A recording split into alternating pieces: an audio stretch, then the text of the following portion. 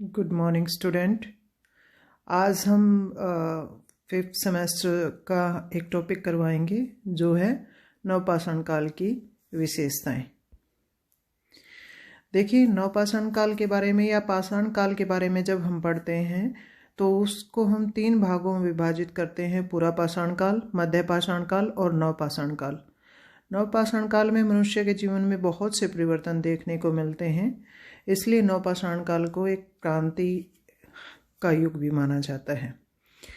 तो यहाँ हम नवपाषाण काल की विशेषताएं करेंगे। अब देखिए, नवपाषाण काल का अगर समय की बात करें तो विभिन्न इतिहासकारों ने अपने अलग अलग मत दिए हैं। तो नवपाषाण काल का समय माना जाता है 12,000 वर्ष पूर्व से लेकर के 6,000 वर्ष पूर्व तक। नवपाषाण काल की जो अवधारणा दी है वो दी है जॉन लुबाक ने, और इसे एक क्रांतिकारी युग या नवपाषाणिक क्रांति का नाम दिया है गॉर्डन चाइल्ड ने। मतलब क्या है कि उस टाइम पीरियड में इतिहासकारों ने जो जो इसमें परिवर्तन देखे उसके हिसाब से इसको नाम दिया है। अब बात करें हम नवपाषाण काल की विशेषताओं की, तो देखिए नवपाषाण काल की जब हम बात करते हैं तो देखिए उस टाइम पीरियड में हमें बहुत से परिवर्तन देखने को मिलते हैं कि औजार अच्छी क्वालिटी के बनाने लग गए, कृषि का विकास हो गया, उस टाइम पीरियड में पहिए का विकास हो गया, आग का बड़ी मात्रा में प्रयोग किया जाने लगा। तो ये परिवर्तन देखने को मिलते हैं। अब इसकी विशेषताएं देख लेते हैं। तो जो फर्स्ट विशेषता है नवपाषाण काल की वो है कृषि का प्रारंभ होना। अब देखिए, कृषि की शुरुआत की अगर बात करें तो नवपाषाण काल में सबसे पहले इस टाइम पीरियड में कृषि की शुरुआत देखने को मिलती है। और कृषि की शुरुआत के बारे में विभिन्न इतिहासकारों ने अपने अपने मत दे रखे हैं कि भाई जो मनुष्य था उसने जो कंदमूल फल इकट्ठा करता था उसको ज़मीन में उसने दबा दिया, उसमें से एक पौधा निकल करके आता है, फिर धीरे धीरे क्या है वो ऐसे ही कृषि करने सीख जाता है। तो प्रारंभिक जो कृषि के अवशेष देखने को मिलते हैं वो बहुत से क्षेत्रों में, जैसे सीरिया, फिलीपीन में है या मेहरगढ़ में। अगर बात करें हम भारत में तो 7,000 ईस्वी के आसपास के हमें मेहरगढ़ में सबसे पहले कृषि के साक्ष्य प्राप्त होते हैं। उसके बाद दूसरी जो विशेषता है वो है कृषि का आरंभ तो हमारा हो गया है, फिर है पशुपालन। अब देखिए, जब हम पूरा पाषाण काल करते हैं, मध्य पाषाण काल करते हैं तो हमें मध्य पाषाण काल में आदमगढ़ से, बागोर से भारत में भी पशुपालन के साक्ष्य प्राप्त होते हैं। तो मनुष्य ने सबसे पहले तो क्या करता है, वो जो छोटे छोटे जानवर हैं उनका शिकार करता है, फिर बड़े जानवरों के शिकार करने लग जाता है। और सबसे पहला जो पशु उसने पाला था वो कुत्ता था। अब वो कुत्ते को क्यों पालना शुरू करता है? सुरक्षा के लिए, जानवरों से सुरक्षा के लिए। और जैसे ही कृषि का विकास होता है तो यातायात के साधनों के लिए, अपने मांस के लिए और दूध प्राप्ति के लिए भी क्या करता है, पशुओं को पालना शुरू कर देता है।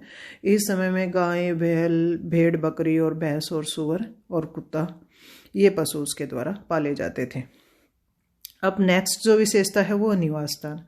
जब हम पूरा पाषाण काल करते हैं, मध्य पाषाण काल का हम करते हैं तो प्रारंभिक तो हम देखते हैं कि वो गुफाओं में रहता है, फिर झोपड़ियों में धीरे धीरे वो रहना शुरू कर देता है। और इस टाइम पीरियड में नवपाषाण काल में क्या है, मनुष्य स्थायी जीवन व्यतीत करने लग जाता है, कृषि का विकास हो जाता है।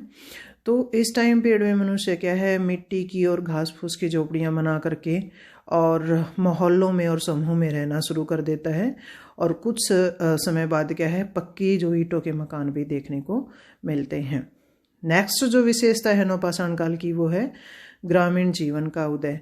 अब देखिए, जब हम नवपाषाण काल की जो विभिन्न परिवर्तन या विशेषताएं देख रहे हैं पहले के समय की तुलना में, तो इस टाइम पीरियड में मनुष्य क्या है, समूह में रहता है, ग्रामीण जीवन का विकास हो जाता है, बहुत सी बस्तियां बसने लग जाती हैं, कृषि और पशुपालन वो करने लग जाता है। तो बहुत सी बस्तियां इस टाइम पीरियड में देखने को मिलती हैं, मनुष्य खाद्य उत्पादक बन जाता है। और भारत तथा पश्चिमी एशिया, सीरिया, फिलीपीन में बस्तियां मिलती हैं। ये 12,000 वर्ष पुरानी बस्तियां यहाँ अवशेष मिले हैं।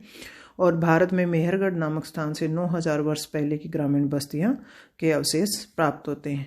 और ऐसे ही अवशेष 9,000 से लेकर के 1500 ईस्वी पूर्व के आसपास सिंध, बलूचिस्तान में, राजस्थान, मेहरगढ़, कश्मीर की घाटी में भी मिलते हैं। उसके बाद नेक्स्ट जो विशेषता है वो है हमारी नवपाषाण काल में मनुष्य क्या करता है, खाद्य उत्पादक बस्तियां भारत पश्चिमी एशिया में बस आता है। और खान पान की अगर बात करें तो पुरापाषाण काल मध्य पाषाण काल में मनुष्य क्या है, खाद्य संग्राहक का मतलब क्या है, वो कंदमूल और मांस और ये इकट्ठा करके और क्या करता है, अपना पेट भरता है। लेकिन नवपाषाण काल में आग का आविष्कार बड़ी मात्रा में हो चुका है और वो क्या करता है, खेती का भी विकास हो गया है, तो वो अनाज को पका करके खाने लग गया है। इस टाइम पीरियड में एक तो सबसे महत्वपूर्ण विशेषता यही कि वो खाद्य उत्पादक बन गया है और अनाज पीसने का भी काम वो इस टाइम पीरियड में करने लग गया है, मांस को पका करके खाने लग गया है। तो ये खान पान में भी परिवर्तन देखने को मिलता है। उसके बाद नेक्स्ट जो विशेषता है वो पहिए का आविष्कार। नवपाषाण काल में एक और क्रांतिकारी विशेषता देखने को मिलती है, वो क्या है, पहिए का आविष्कार। नवपाषाण काल में क्या है, पहिए के आविष्कार के कारण क्या है, चाक के ऊपर मिट्टी के बर्तन बनाए जाने लगे, उनको आग में पकाया जाने लग गया और उनके ऊपर निकासी चित्रकारी भी की जाने लगी। इसके अलावा क्या है, पहिए के आविष्कार के कारण मनुष्य क्या करता है, बैलगाड़ी में पहिए का प्रयोग करके यातायात के साधनों का विकास करता है। तो नेक्स्ट विशेषता जो है वो है उद्योगों का विकास।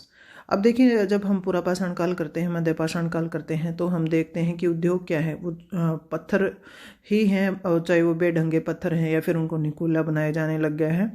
इस टाइम पीरियड में क्या है, उद्योगों का विकास भी देखने को मिलता है। अच्छी तरह के बर्तन, कटोरियाँ, मटके बनाए जाते हैं, उनके ऊपर चित्रकारी की जाती है और यातायात के साधनों में बैलगाड़ी का प्रयोग करके इधर से उधर उनको सामान को लेके जाया जाता है।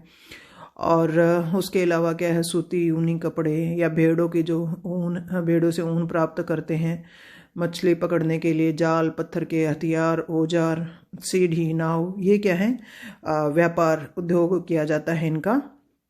और उद्योग देखिए इस टाइम पीरियड में क्या देखने को मिलता है, वस्तु विनिमय के आधार पर किया जाता था। मतलब क्या है, जिसको जिस चीज़ की ज़रूरत होती है उसको वो दे दी जाती, उसके बदले में उससे दूसरी वस्तु ले ली जाती थी।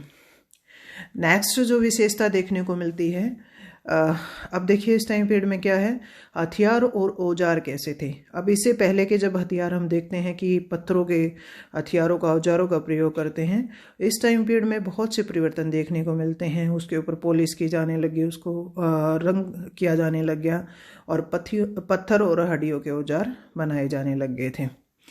और नेक्स्ट जो विशेषता है वो क्या है, व्यापार और वाणिज्य का विकास।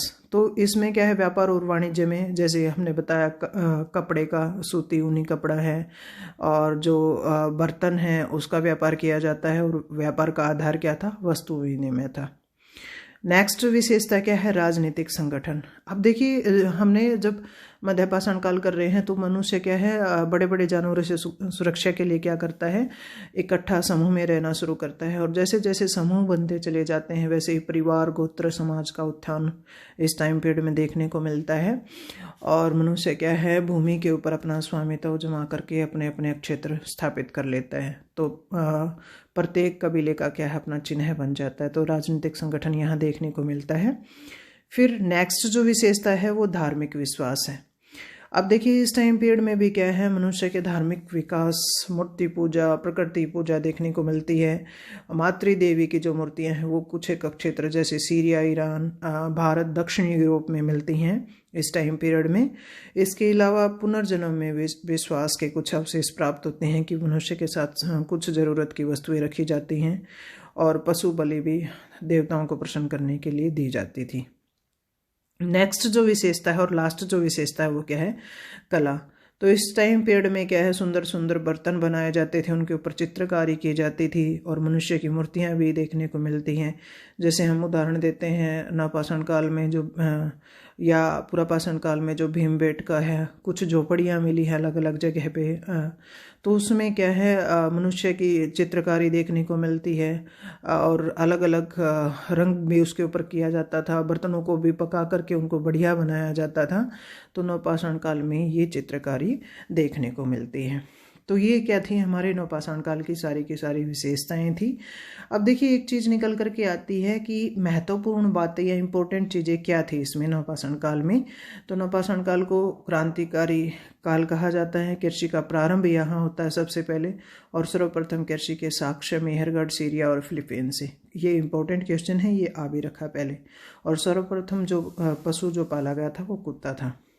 ये नवपाषाण काल के कुछ औजार हैं, कृषि के जो उपकरण हैं, अनाज पीसने के जो बट्टा है वो देखने को मिलते हैं। तो ये हमारा जो लेक्चर है वो यहाँ फिनिश हो जाता है। नवपाषाण काल की विशेषताएं, इंपॉर्टेंट क्वेश्चन है। Thank you.